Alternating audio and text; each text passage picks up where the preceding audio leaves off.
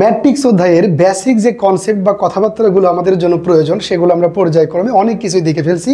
তবে কথার তো শেষ নাই, আরও অনেক কথা আছে, সেই কথাগুলো আপনাদের জন্য আপাতত দরকার নাই। ঠিক আছে, আপনাদের পলিটেকনিকের ম্যাথমেটিক্স 1 সাবজেক্টের জন্য যতটুকু দরকার মোটামুটি আমরা দেখে ফেলছি।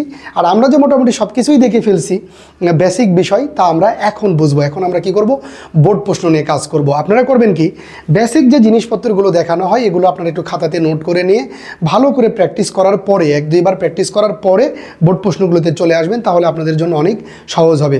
তো এগুলো ম্যাক্সিমাম কাজ আমরা করে ফেলছি, খেয়াল করে দেখেন, এগুলো ম্যাক্সিমাম কাজ আমরা করে ফেলছি। প্রথম প্রশ্নটার কি, অতি সংক্ষিপ্ত প্রশ্ন। আমাদের এখন কি এগুলো সব অতি সংক্ষিপ্ত প্রশ্ন।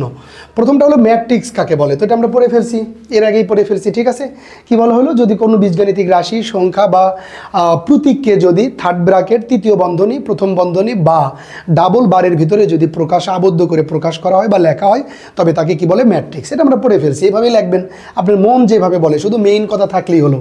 বইয়ের মতো করে লাইন বা লাইন মুখস্থ করতে হবে, ব্যাপারটা কিন্তু এরকম না। লাইন বাই লাইন মুখস্থ করার প্রবণতা থেকে আমাদের ধীরে ধীরে কি করতে হবে, বের হয়ে আসতে হবে। আমরা ঠিক যেটা বুঝবো সেটাই খাতাতে লিখবো, ওটাই আমাদের জন্য কারেক্ট।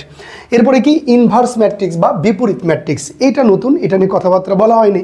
তো ইনভার্স ম্যাট্রিক্স কি, একটা ম্যাট্রিক্সকে ইনভার্স ম্যাট্রিক্সকে এভাবে প্রকাশ করা হয়। আর এটা কেমন, একটা ম্যাট্রিক্সের অ্যাডজয়েন্ট ম্যাট্রিক্স বের করার পরে যদি ওই ম্যাট্রিক্সের নির্ণায়কের মান দ্বারা যদি ভাগ করা হয়, তবে তাকে কি বলে, ইনভার্স ম্যাট্রিক্স বলে। তো এখানে শুধু আমাদের সংজ্ঞা চাইছে, এভাবে আপনি লিখে দিতে পারেন যে যদি একটা ম্যাট্রিক্সের অ্যাডজয়েন্ট ম্যাট্রিক্সকে যদি তার নির্ণায়কের মান দিয়ে কী করা হয়, ভাগ করা হয়, তবে তাকে কি বলে, ইনভার্স ম্যাট্রিক্স বলে। আর এগুলো আমরা দেখবো আমাদের সংক্ষিপ্ত প্রশ্নে বা রচনামূলক প্রশ্নে, এগুলো আমাদের লাগবে। একটা ম্যাট্রিক্সের কীভাবে অ্যাডজয়েন্ট ম্যাট্রিক্স বের করে, তারপরে সেই অ্যাডজয়েন্ট ম্যাট্রিক্সকে আপনার ওই ম্যাট্রিক্সের নির্ণায়ক দ্বারা কীভাবে ভাগ করতে হয়, ভাগ করার পরে কীভাবে ইনভার্স ম্যাট্রিক্স বের করতে হয়, এই প্রশ্নগুলো আমাদের সামনে আছে, ওখানে দেখব। এখন আপাতত সংজ্ঞা হিসাবে আমি বোঝাচ্ছি যে একটা ম্যাট্রিক্সের যদি আমরা ইনভার্স ম্যাট্রিক্স বের করতে চাই, তাহলে ওই ম্যাট্রিক্সের আগে কি বের করতে হয়, অ্যাডজয়েন্ট, ADJ এভাবে সংক্ষেপে লেখা হয়। অ্যাডজয়েন্ট ম্যাট্রিক্স বের করে পরে ওকে ওই এ ম্যাট্রিক্সের যে নির্ণায়কের মান, আমরা তো জানি নির্ণায়কের মান নির্ণয় করতে পারি না, মনে আছে কি না, 1 2 3 4, এটা একটা কেমন ম্যাট্রিক্স, বর্গাকার ম্যাট্রিক্স। সুতরাং এটার কি করতে যাবে, মান নির্ণয় করা যাবে। মান নির্ণয়ের জন্য এইভাবে কি করা হয়, প্রকাশ করা হয়। আর মান কিভাবে নির্ণয় করে, 4-এর সাথে 1 গুণ 4 মাইনাস 3-এর সাথে 2 গুণ 3 দুগুণ কত, 6, 4 থেকে 6 বাদ দিলে কত, -2। এভাবে কি করা যায়, মান নির্ণয় করা যায় ম্যাট্রিক্সের। তো এইটা হলো আমাদের ইনভার্স ম্যাট্রিক্স। এবার হলো সিঙ্গুলার ম্যাট্রিক্স। আগের স্লাইডে একটু ভুল ছিল বা আমি একটু মিস্টেক করছি, সিঙ্গুলার ম্যাট্রিক্সের ওখানে একক ম্যাট্রিক্স বলে দিছি, ওটা আসলে ব্যতিক্রমী ম্যাট্রিক্স হবে। তো সিঙ্গুলার ম্যাট্রিক্স কোনটা সেটা কিন্তু আমরা পড়ে ফেলছি, সিঙ্গুলার ম্যাট্রিক্স কোনটা একটু আগের স্লাইডে আমরা পড়ে ফেলছি।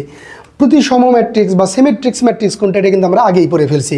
ইউনিটি ম্যাট্রিক্স বা অবেতক ম্যাট্রিক্স, একক ম্যাট্রিক্স, আইডেন্টিটি ম্যাট্রিক্স একই জিনিস, এগুলো কিন্তু আমরা আগেই পড়ে ফেলছি। ঠিক আছে, তার মানে আগে যা আমরা পড়ে ফেলছি তার শুধু এমনি কথাবার্তা ছিল না, তার ভিতরেও অনেক প্রশ্ন কি আছে, লুকিয়ে আছে, এবং অন্য যে কথাবার্তাগুলো থেকে এখনও প্রশ্ন পাইনি, বলা যায় না আপনার সময় সে প্রশ্নটা কি আসতে পারে। এবং এই প্রশ্নগুলো দেখেন এত ইম্পর্টেন্ট যে ঘুরে ফিরে একই রকম প্রশ্ন আসে। এই প্রশ্নটা দেখছেন, ইনভার্স ম্যাট্রিক্স কতবার আসছে বোর্ড পরীক্ষায়, কতবার দেখেন, প্রত্যেকটা প্রশ্ন কতবার আসছে। তো আপনারা এভাবে বোর্ড প্রশ্নগুলোকে টার্গেট করে করে করে করে আশেপাশের বিষয়গুলো যদি একটু দেখে দেখে দেখে দেখে পড়েন, এই সাবজেক্টগুলোতে A+ পাওয়া কোনো ব্যাপারই না। ঠিক আছে, কোনো ব্যাপারই না। কিন্তু মনে রাখবেন, এই সাবজেক্টগুলোর ক্রেডিট বেশি, এই সাবজেক্টগুলোতে যদি আপনি A+ পেয়ে যান, তাহলে আপনার CGPA কিন্তু অনেক ভালো হয়ে যাবে।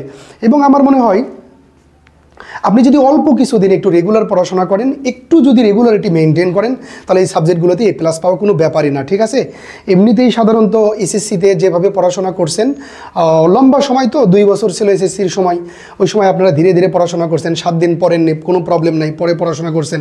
কিন্তু ডিপ্লোমার পড়াশোনাগুলো এরকম না, এখানে রেগুলারিটি মেনটেন করতে হয়। কারণ অল্প কিছুদিন ক্লাসের পরে আপনাদের মিড টার্ম এক্সাম হবে, আবার কিছুদিন ক্লাসের পরেই সেমিস্টার ফাইনাল। সিলেবাস কিন্তু ছোটো না, অনেক বড় সিলেবাস। ঠিক আছে, থিওরি পরীক্ষা যেগুলো এমনিতে লেখার পরীক্ষা, ওগুলো আপনি 7 দিন 10 দিন পরে কি করতে পারবেন, পাস করতে পারবেন। কিন্তু এই সাবজেক্টগুলোতে কিন্তু 7 দিন 10 দিন পরে কোনো কাজ হবে না। আরেকটা বিষয়ে সতর্ক করে দিই, সেটা হচ্ছে যে পলিটেকনিকে যখন প্রথমে ভর্তি হবেন, প্রথম দিকে যখন ক্লাস, তখন ক্লাস গুলো কিন্তু অনেক স্লো। ওখানে অনেক ফাংশন, ধরেন দেখা গেছে আপনারা নিজের একটা ট্যুরের আয়োজন করলেন, আবার ধরেন ওখানে নবীন বরণ, আবার ধরেন কলেজের ইনস্টিটিউটের বিভিন্ন ধরনের ফাংশন। তো নতুন এই জিনিসগুলো তো আমাদের ভালো লাগে, ঠিক আছে, পিকনিক ভালো লাগে, যে অনুষ্ঠান ভালো লাগে, একটু কনসার্ট ভালো লাগে। তো এইরকম করতে করতে কিন্তু প্রথম দিকের সময়গুলো আপনার খুব সুন্দর করে যাবে। কিন্তু একটা প্রবলেম হবে কি, যে হুট করে কিন্তু সেমিস্টার ফাইনালের দেখবেন যে ডেট দিয়ে দিছে, সেমিস্টার ফাইনালের ডেট পেয়ে যাবেন, কারণ এখানে সময় তো অনেক লিমিটেড, ঠিক আছে। সুতরাং আপনারা যেটাই করেন কিন্তু মাথার ভিতরে রাখবেন যে আর কিছুদিন পরেই কিন্তু আপনার সেমিস্টার ফাইনাল পরীক্ষা, এবং তার পড়াশোনা কিন্তু আপনাকে করতে হবে। অনেক বেশি পড়াশোনা করতে হয় না, রেগুলার যদি 2-3 ঘন্টা 4 ঘন্টা করে পড়াশোনা করেন তাহলেই তো ডিপ্লোমাতে অনেক ভালো রেজাল্ট করা যায়, ঠিক আছে। তো ঠিক আছে, আমার সাথে করতে থাকেন, ম্যাথগুলো দেখেন, বুঝবেন আশা করি। সামনে আমি পুরো সিলেবাসটাই কভার করার চেষ্টা করতেছি ইনশাল্লাহ।